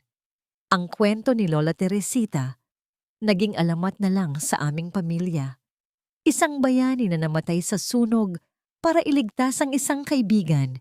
Hindi ko akalain na ang kaibigan na yon ay kayo pala, Lola. Hinaplos ni Amara ang pisngi ni Elisa. Hindi siya basta kaibigan, Hija. Kapatid ang turing ko sa kanya. At ngayon, ikaw ang pamana niya sa akin. Ang revelasyon ay nagbago sa lahat. Hindi na lamang ito isang simpleng paghihiganti laban sa mga mapang-abuso. Ito na ngayon ay isang krusada para sa hustisya at para sa pagpapanumbalik ng kung ano ang tama. Ang Montoya Holdings ay hindi na lamang isang korporasyon para kay Amara. Ito ay isang legado na kailangan niyang protektahan at ipasa sa tamang mga kamay. Ang mga kamay ng apo ng babaeng nagsalba sa kanyang buhay. Wala nang dahilan para magdahan-dahan pa tayo. Deklara ni Amara. Ang kanyang boses ay puno ng isang bagong apoy. Ang bawat araw na nasa pamamahay na ito sina Imelda ay isang insulto sa alaala ng lola mo. Kinuha niya ang telepono at tinawagan si Attorney Cruz. Benjamin, gusto kong madaliin ang lahat ng papeles. Ihanda mo ang final documents para sa paglilipat ng kontrol ng Montoya Holdings. At gusto kong magpatawag ka ng isang emergency board meeting sa lalong madaling panahon. Sa kabilang linya, narinig nila ang pag-aalala sa boses ng abogado. Donya, sigurado po ba kayo? Ang petisyon ni Imelda ay gumugulong na sa korte. Baka gamitin nila ang biglaang pagpapatawag ninyo ng meeting laban sa inyo bilang patunay na kayo ay erratic at unstable. Hayaan mo sila, matigas na sagot ni Amara. Bigyan mo ako ng 3 araw, sa loob ng 3 araw, ihanda mo ang lahat. Ito na ang magiging huling pagkakamali na magagawa ni Imelda de Villa. Ang 3 araw na yon ay naging isang abalang paghahanda. Sa loob ng control room, si Amara, Elisa, Attorney Cruz, at David ay nagpulong sa pamamagitan ng secured video conference. Inilatag nila ang bawat ebidensya, ang mga video recording ng mga pag-uusap ni na Imelda at Ricky, ang mga audio file mula sa brooch ni Elisa, ang mga financial record ng mga kaduda-dudang transaksyon, at ang resulta ng laboratory test sa lason. Si Elisa, na dati ay isang takot na tagamasid lamang, ay naging isang aktibong kalahabong kalahok. Ang kanyang memorya sa mga detalye ay naging napakahalaga. Naalala ko po, may nabanggit si Tita Imelda tungkol sa isang Mr. Tan na tumutulong sa kanya sa Hong Kong para itago ang pera. Sabi niya sa isang pulong. Ang maliit na impormasyong yon ay naging susi para matuklasan ni David ang network ng mga dummy corporation na ginagamit ni Imelda. Ang dating ngiti na puno ng takot ni Elisa ay napalitan ng isang ngiti ng kumpiyansa. Ang kanyang mga kilos ay naging mas may layunin. Ang dating tupa ay nag-aalis na ng kanyang balat kayo at sa ilalim nito ay isang babaeng may talas ng isip at tapang na minana pa niya sa dalawang matatag na babae, sina Amara at Teresita. Habang pinapanood niya si Elisa na magsalita ng may kumpiyansa sa harap ng abogado at investigador, isang ngiti ng pagmamalaki ang sumilay sa labi ni Amara. "Narito ka na, Teresita." Isip niya, nakikita mo ba? Ang iyong apo, mas matatag pa kaysa sa ating dalawa. Ngunit sa bisperas ng nakatakdang board meeting, ang kanilang mga plano ay muntik nang masira. Gabi na, at katatapos lang ng huling paghahanda ni na Eliza at Amara sa control room. Habang pabalik si Elisa sa kanyang silid, naramdaman niyang may sumusunod sa kanya. Paglingon niya, nakita niya si Ricky, nakatayo sa dulo ng pasilyo. Ang mukha ay seryoso at hindi mabasa. "Elisa, kailangan nating mag-usap," sabi nito. Ang boses ay walang emosyon. Pumasok sila sa kanilang silid. Agad na naramdaman ni Eliza ang tensyon sa hangin. "Ano yon, Ricky?" tanong niya. Pilit na pinapakalma ang kanyang puso. Hindi sumagot si Ricky. Sa halip may inihagis ito sa ibabaw ng kama, isang brown envelope. Nang buksan ito ni Eliza, tumambad sa kanya ang mga kopya ng mga dokumento, ang mismong petisyon na isinampa ni Imelda sa korte. "Alam ko na ang iniisip mo, Eliza," sabi ni Ricky. Ang boses ay malamig. "Nakikita ko ang pagbabago sa'yo. Akala mo ba hindi ko napapansin?" "Ricky, hindi ko maintindihan ang sinasabi mo. Huwag ka nang magpanggap." Biglang sigaw nito at sa unang pagkakataon, nakita ni Eliza ang isang marahas na kislap sa mga mata ng kanyang asawa. Inaayos na ni Mama ang lahat. Bukas, magaganap ang emergency board meeting na ipinatawag niya. Iprepresenta namin ang lahat ng ito. Ang mga testimonya ng mga doktor, ang mga ebidensya ng pagiging ulyanin ni Lola. Wala na kayong magagawa. Nagyelo si Eliza. Board meeting na ipinatawag ni Imelda? Naunahan sila. "Kaya kung ako sa'yo, Eliza," pagpapatuloy ni Ricky, lumalapit sa kanya. "Manahimik ka na lang. Sumama ka sa amin. Kapag nakuha na namin ang lahat, hindi ka namin pababayaan. Pero kung sasalungat ka, sisirain ka namin kasama ng matandang iyon." Ang mga salita ay isang banta. Ngunit para kay Eliza, isa rin itong kumpirmasyon. Wala na, kahit katiting, na pagmamahal na natitira sa puso ni Ricky para sa kanya. Isa na lamang siyang balakid. Tinitigan niya ang lalaking nasa harap niya, ang lalaking minsan niyang minahal ng buong puso. At ang tanging nakita niya ay isang estranghero na may mga matang puno ng kasakiman. "Tapos ka na ba?" mahinahon niyang tanong. Nagulat si Ricky sa kanyang kalmadong tugon. Bago pa ito makapagsalita, tumalikod si Eliza at naglakad patungo sa pinto. "Saan ka pupunta?" "Sa kung saan ako nararapat," sagot ni Eliza, hindi lumilingon. Bago pa man siya mahawakan ni Ricky, mabilis siyang lumabas ng silid at nilock ito mula sa labas, gamit ang susi na palagi niyang dala. Narinig niya ang malakas na pagkalabog at pagsigaw ni Ricky sa loob, ngunit hindi na siya lumingon pa. Tumakbo siya. Tumakbo siya papunta sa silid ni Doña Amara, kung saan alam niyang naghihintay ang kanyang tunay na kakampi, ang kanyang tunay na pamilya. Ang huling laban ay mapapaaga, at kailangan nilang maging handa. Ang malakas na pagkalabog mula sa silid ni Ricky ay umalingaw-ngaw sa tahimik na pasilyo, isang tunog ng desperasyon at galit. Ngunit para kay Eliza, habang tumatakbo siya palayo, ito ay tunog ng kalayaan, ang huling ingay ng isang buhay na pilit niyang tinatalikuran. Hingal na hingal siyang nakarating sa pinto ng silid ni Doña Amara. Kumatok siya gamit ang kanilang sikretong senyas. 3 mabilis na katok, 1 paghinto, at 2 pa. Agad na bumukas ang pinto. Ang mukha ni Doña Amara, na nakabihis pa rin, ay puno ng pag-aalala. "Eliza, anong nangyari?" Narinig ko ang sigaw ni Ricky. "Naunahan po nila tayo, Lola," sabi ni Eliza, habang isinasara at nilock ang pinto sa kanilang likuran. Si Tita Imelda po ang nagpatawag ng emergency board meeting para bukas. Alam na nila o nararamdaman nilang may gagawin tayo. Ang balita ay tila isang suntok sa sikmura ni Amara. Ngunit ang matanda ay sanay sa mga biglaang pagbabago sa laban. Ang kanyang mukha ay mabilis na naging kalmado at nakapokus. Kung ganoon, kailangan nating baguhin ang ating estratehiya. Ngunit bago pa man sila makapasok sa sikretong silid, isang malakas na katok ang yumanig sa kanilang pinto. Hindi ito katok na may senyas. Ito ay isang marahas na pagpupumilit. Mama! Mama! Buksan ninyo ang pinto! Sigaw ni Imelda mula sa labas.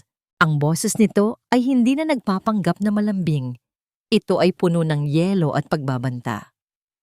Eliza, alam kong nandyan ka. Lumabas ka. Nagkatinginan sina Elisa at Amara. Ang kanilang mga puso ay sabay na kumabog ng mabilis. Nahuli sila. Huwag kang sasagot, bulong ni Amara kay Elisa. Dahan-dahan siyang lumapit sa pinto. Imelda, anong kaguluhan ito? Gabi na. Huwag ka nang magpanggap, Mama, sagot ni Imelda. Nakita ng mga katulong si Eliza na tumatakbo papasok dyan. At nilock niya si Ricky sa kwarto. Ano ang binabalak ninyo? Wala kaming binabalak. Baka naman nag-away lang ang mag-asawa. Kalmadong sagot ni Amara. Isang mapaklang tawa ang narinig nila mula sa labas. Talaga? Kung ganoon, palabasin mo si Elisa. Katahimikan. Alam ni Amara na anumang isagot niya ay magpapatunay lamang sa hinala ni Imelda. Gaya ng inaasahan ko, sabi ni Imelda, ang boses ay puno ng tagumpay. Sige, magkulong kayo dyan hanggat gusto ninyo. Narinig nila ang mga yabag nito na papalayo. Ngunit bumalik din agad, kasama ang iba pa. Mananglita, Rodel, dito lang kayo sa labas ng pinto. Bantayan ninyo. Siguraduhin ninyong walang sino man ang lalabas o papasok sa silid na ito hanggang bukas ng umaga. Maliwanag. Opo, ma'am. Sagot ng dalawang kasambahay. Pagkatapos noon, katahimikan na ang nanaig. Isang katahimikang mas nakakabingi kaysa sa mga sigaw. Napasandal si Eliza sa pader. Isang pakiramdam ng pagkatalo ang unti-unting gumapang sa kanyang buong katawan. Wala na, Lola. Nakakulong na tayo. Paano tayo makakapunta sa board meeting bukas?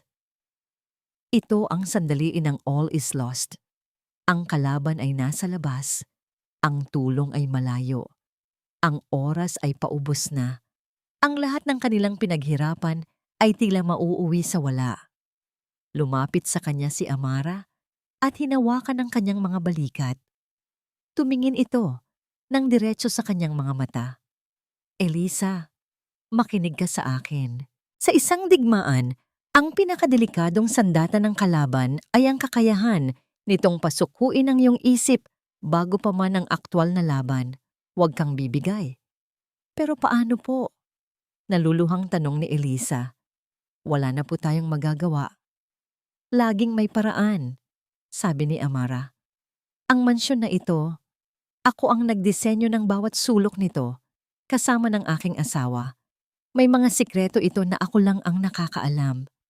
Inakay niya si Eliza papasok sa control room. Sa gitna ng pag-aalala, may isang maliit na pag-asa na sumibol sa puso ni Eliza. Ngunit ang pag-asang yon ay agad ding naglaho.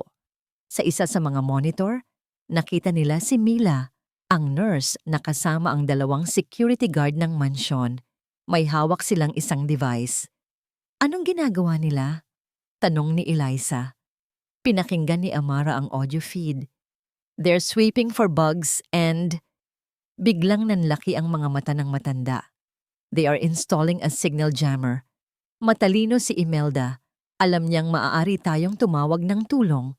Pinuputol niya ang lahat ng linya ng komunikasyon natin. At gaya ng sinabi ng matanda, isa-isang nawala ang signal sa kanilang mga telepono. Ang mga monitor na nagpapakita ng feed mula sa labas ng mansyon ay nagsimulang mag-flicker at mamatay. Pati ang kanilang encrypted line kay Attorney Cruz ay nawala. They were completely cut off. Isolated. Naupo si Elisa sa sahig. Ang muka ay nakasubsob sa kanyang mga palad. Ito na talaga ang katapusan. Ang plano ni Imelda ay perpekto. Sa umaga, hindi sila makakarating sa meeting. Mananalo si Imelda ng walang kalaban-laban. Mababaliwala ang lahat ng ebidensya, ang lahat ng sakripisyo. Nakita ni Amara ang pagbagsak ng loob ni Elisa. Alam niyang kailangan niyang gumawa ng isang bagay. Lumuhod siya sa tabi ni Elisa, isang bagay na matagal na niyang hindi ginagawa dahil sa kanyang edad. Hija, tumingin ka sa akin. Inangat ni Elisa ang kanyang ulong puno ng luha. Naaalala mo ba ang kwento ng lola mo? Tanong ni Amara. Nang masunog ang pabrika, gumuho ang mga daanan. Walang labasan. Ang lahat ay sumisigaw na wala ng pag-asa. Pero ang lola mo, hindi siya sumuko. Naghahanap siya. Naghahanap siya ng siwang, ng butas, ng kahit anong maliit na daan. At nakita niya ang isang bintana na hindi nakita ng iba. Huminga ng malalim si Amara. Ang mansyon na ito ay parang nasusunog na gusali ngayon, Elisa. At si Imelda ang apoy. Akala niya, na-corner na niya tayo. Pero meron siyang isang bagay na hindi alam. Tumayo ang matanda at lumapit sa isang blangkong pader sa loob ng control room, sa tapat ng mga monitor. Mayroong isang malaking painting na nakasabit doon, isang landscape ng isang lumang simbahan sa probinsya. Lahat ng bagay sa bahay na ito ay may dahilan, bulong ni Amara, na inuulit ang mga salitang sinabi niya kay Elisa noon. Hinawakan niya ang isang partikular na bahagi ng frame ng painting, ang tuktok ng kampanaryo ng simbahan. Marahan niya itong pinindot paloob. Isang halos hindi marinig na click, ang umalingaw-ngaw sa tahimik na silid. Pagkatapos, sa harap ng namimilog na mga mata ni Elisa, ang pader sa tabi ng painting ay dahan-dahang umusog, nagbubunyag ng isa pang madilim na lagusan, mas makitid at mas mukhang luma kaysa sa nauna. Ang orihinal na daanan, sabi ni Amara, isang ngiti ng pag-asa ang muling sumilay sa kanyang mga labi. Ang daanan na ginawa namin ni Alejandro para sa aming sarili bago pa man ang lahat ng teknolohiyang ito. Isang daanang hindi alam ng sinuman, isang daanang diretso sa labas. Ang hangin sa loob ng boardroom ng Montoya Holdings International ay mabigat at puno ng hindi maipaliwanag na tensyon. Ang 20 miyembro ng lupon, mga makapangyarihang lalaki at babae, na sanay sa mga malalaking desisyon, ay nakaupo sa paligid ng mahabang lamesang gawa sa dark mahogany.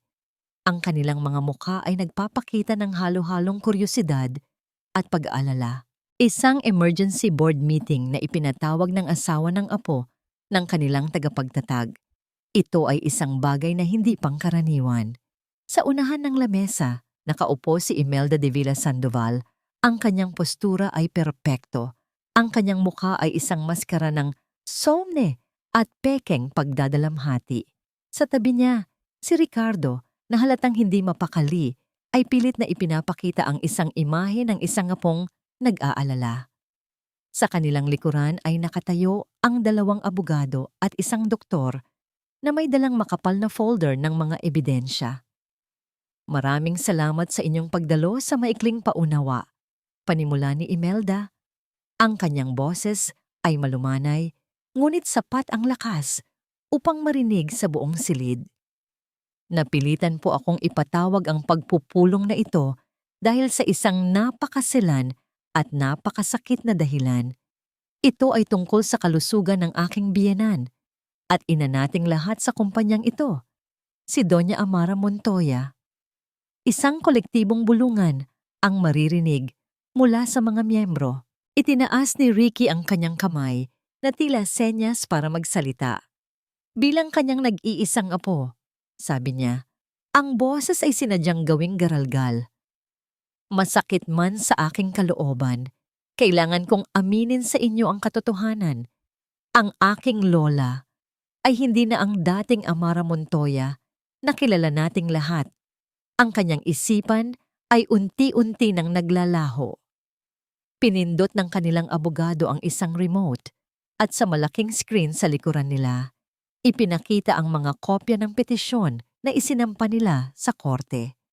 Ang mga salitang mentally incompetent at legal guardianship ay tila mga anunsyo ng kamatayan para sa pamumuno ni Doña Amara. Ayon sa pagsusuri ni Dr. Alcaraz, pagpapatuloy ng abogado, si Doña Amara ay nagpapakita ng mga malalang sintomas ng demensya at Alzheimer's disease. Ang kanyang mga desisyon ay hindi na mapagkakatiwalaan at maaaring maglagay sa buong kumpanya sa alanganin. Lahat ng ito ay bahagi ng isang masusing plano na binuo ni na Elisa at Amara sa loob ng madilim at masikip na lagusan habang sila ay naglalakbay palabas ng mansyon kaninang madaling araw. Sa tulong ni David, na naghihintay na sa kanila sa labas, ligtas silang nakarating sa isang penthouse suite na matagal nang inihanda ni Amara para sa mga ganitong sitwasyon. Doon, ginugol nila ang mga natitirang oras sa paghahanda para sa kanilang engranding pagpasok. Sa boardroom, ang presentasyon ni na Imelda ay nagpapatuloy. Nagpakita sila ng mga peking medical record, mga testimonya mula sa mga bayarang katulong at maging isang maikling video clip ng isang nalilitong Doña Amara, isang eksena na sinadyang gawin ni Amara noon para sa kanyang palabas. Si Imelda ay nasa gitna na ng kanyang madamdaming talumpati. Kaya naman, sa ngalan ng pagmamahal namin sa kanya at sa kumpanyang ito, kami po ay nananawagan sa lupon na suportahan ang aming petisyon. Pansamantala, habang wala pa ang desisyon ng korte, hinihiling po namin ang inyong tiwala na ipagkaloob sa aking anak, si Ricardo, ang kapangyarihan bilang acting CEO. Sa sandaling iyon, ang malaking pinto sa likuran ng boardroom ay dahan-dahang bumukas. Walang ingay, walang drama. Ngunit ang pagbukas ng pintong iyon ay sapat na para itigil ang pag-ikot ng mundo sa loob ng silid. Ang lahat ng mga mata ay napalingon. Unang pumasok si Attorney Benjamin Cruz, ang kanyang mukha ay seryoso at hindi matinag. Sumunod sa kanya si Elisa Reyes Sandoval, hindi na nakasuot ng simpleng bestida, kundi isang eleganteng navy blue power suit. Ang kanyang buhok ay nakaayos, ang kanyang makeup ay simple, ngunit nagpapatingkad sa kanyang determinasyon.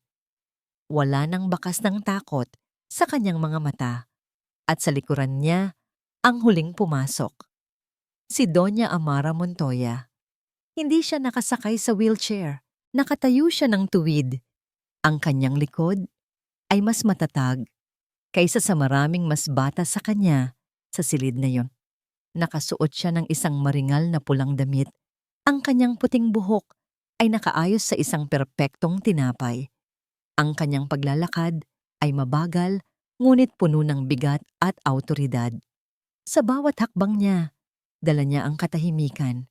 Ang mukha ni Imelda ay nagmistulang isang estatwang gawa sa yelo. Nanigas, nanlaki ang mga mata, at puno ng hindi makapaniwalang pagkagimbal. Si Ricky naman ay napanganga. Ang kulay ng kanyang mukha ay biglang nawala, na parang nakakita ng multo. Ipagpaumanhin ninyo ang aming pagkahuli, sabi ni Doña Amara. Ang kanyang boses ay umalingaw-ngaw sa nakabibinging katahimikan. Hindi na ito ang boses ng isang mahinang matanda, kundi ang boses na nagtayo ng isang imperyo. Narinig ko na mayroon daw mahalagang pag-uusap tungkol sa akin. Naisip ko, mas maganda siguro kung naririto ako para sagutin ang anumang katanungan. Naglakad siya patungo sa unahan ng lamesa, sa mismong kinatatayuan ni Imelda. Ang bawat miyembro ng lupon ay napatayo bilang paggalang. Ang kanilang mga mukha ay puno ng pagkamangha at pagkalito. Si Imelda ay napaatras na parang isang pusang na corner. Mama, paano? Hindi siya pinansin ni Amara. Itinuon niya ang kanyang matalas na tingin sa buong lupon. Maraming salamat sa iyong pag-aalala, Ricardo, Imelda. Isang bahagyang nanangiti ang sumilay sa kanyang mga labi. Isang nangiting hindi umabot sa kanyang mga mata. Now, let me show everyone the real story. Sumenya siya kay Elisa. May kumpiyansang lumakad si Elisa patungo sa control panel ng malaking screen.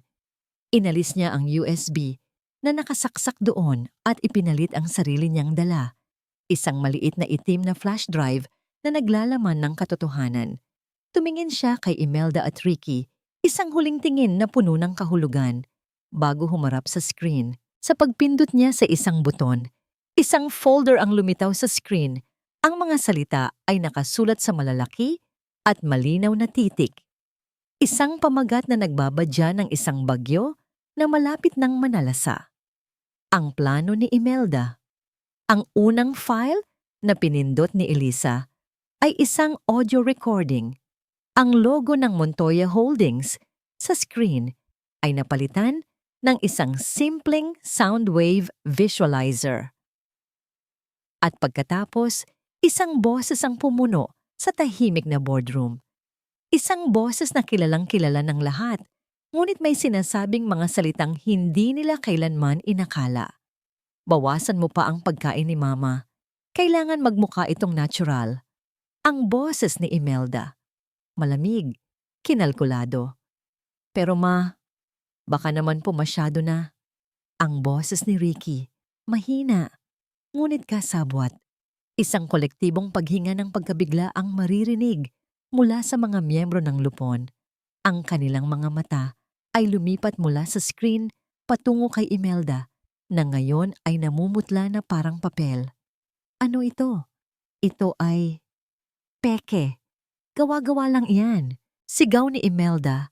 Ang kanyang boses ay biglang tumaas at naging desperado. Ngunit hindi pa siya tapos. Pinindot ni Elisa ang susunod na file. Isang video ang lumabas sa screen. Kuha mula sa isang hidden camera sa sala ng mansyon. Malinaw na malinaw ang petsa at oras na naka-timestamp sa ibabang sulok. Naroon si Imelda at Ricky nag-uusap sa sofa. Huwag kang mag-alala, Ricky. Isang mahinang pitik na lang ang kailangan. At kapag nangyari na yon, lahat ng ito, lahat ng yaman ng mga Montoya ay mapupunta sa atin. Ang mga salita na sinabayan pa ng kanilang mga mukha na puno ng kasakiman ay tila isang malakas na sampal sa bawat taong nasa loob ng silid. Ang mga bulungan ay napalitan ng mga nanlalaking mata at mga nakangangang bibig. Hindi! Hindi totoo iyan! Edited iyan! Sigaw muli ni Imelda. Sinusubukang lumapit sa screen, ngunit hinarangan siya ng 2 security personnel na biglang lumitaw sa tabi niya sa utos ni Attorney Cruz. Isa-isang inilabas ni Eliza ang lahat. Ang audio recording ng panlalait ni Imelda kay Elisa nakuha mula sa brooch. Ang video ni Mila na naglalagay ng lason sa baso ng tubig. Ang mga dokumento ng offshore bank accounts. Ang kopya ng resulta ng laboratory test. Ang bawat ebidensya ay isang pako sa kabaong ng kanilang mga kasinungalingan. Ang bawat revelasyon ay isang patong ng lupa na tumatabon sa kanilang sinirang reputasyon. Ang mga miyembro ng lupon na kanina lang ay nakikinig sa madamdaming talumpati ni Imelda ay nakatingin na ngayon sa kanya nang may sukdulan na pagkasuklam. Ang kanilang paggalang ay napalitan ng pandidiri. Nang ilabas ang video ni Mila, hindi na nakatiis si Ricky. Bumagsak siya sa kanyang upuan. Ang mukha ay nakasubsob sa kanyang mga kamay at nagsimulang humagulgol na parang isang bata. Hindi ko po alam ang tungkol sa lason. Si Mama lang po ang may pakana ng lahat. Sigaw niya sa pagitan ng mga hikbi, sa isang desperadong pagtatangka na iligtas ang sarili. Sinunod ko lang po siya. Sinunod ko lang po ang lahat ng utos niya. Walang hiya kang bata ka. Sigaw pabalik ni Imelda. Ang kanyang maskara ng pagiging sopistikada ay tuluyan ng nabakbak. Inilalantad ang isang halimaw na puno ng galit. Kung hindi dahil sa kahinaan mo, matagal na sanang tapos ito. Pareho lang tayo dito. Ang marangal na boardroom ng Montoya Holdings ay naging isang sirko. isang entablado para sa huling pagbagsak ng 2 taong nilamon ng kanilang sariling kasakiman. Sa gitna ng kaguluhan, si Doña Amara ay nanatiling nakatayo, tahimik at puno ng dignidad. Hinayaan niyang masaksihan ng lahat ang tunay na kulay ng mga taong minsan niyang tinuring na pamilya. Nang medyo humupa na ang sigawan, si Doña Amara ang bumasag sa katahimikan. Sa loob ng maraming taon, panimula niya, ang boses ay kalmado, ngunit may bigat na kayang magpatahimik ng isang bagyo. Ang pangalang Montoya ay naging simbolo ng integridad, talino at dangal. Ngayong araw, ang pangalang iyon ay dinungisan. Dinungisan ng kasakiman at pagtataksil. Tumingin siya kay Imelda, hindi na may galit, kundi may isang uri ng malamig na awa. Naintindihan ko ang galit mo, Imelda de Villa, ang galit na minana mo mula sa iyong ama. Ngunit ang hustisya ay hindi nakukuha sa pamamagitan ng panibagong kasamaan.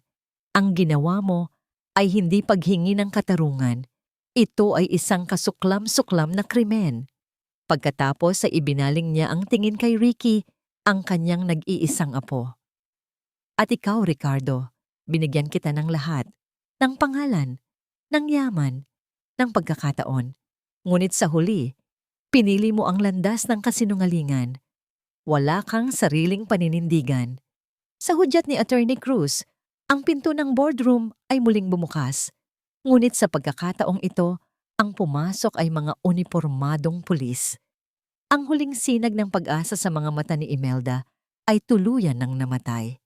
Si Ricky naman ay lalong napahagulgol. Habang papalapit ang mga pulis, si Imelda ay nagpumiglas. Hindi ninyo ako pwedeng galawin. Hindi ninyo alam kung sino ako. Alam na po namin, Mrs. Sandoval, sabi ng hepe ng pulisya. At meron po kaming warrant para sa inyong dalawa.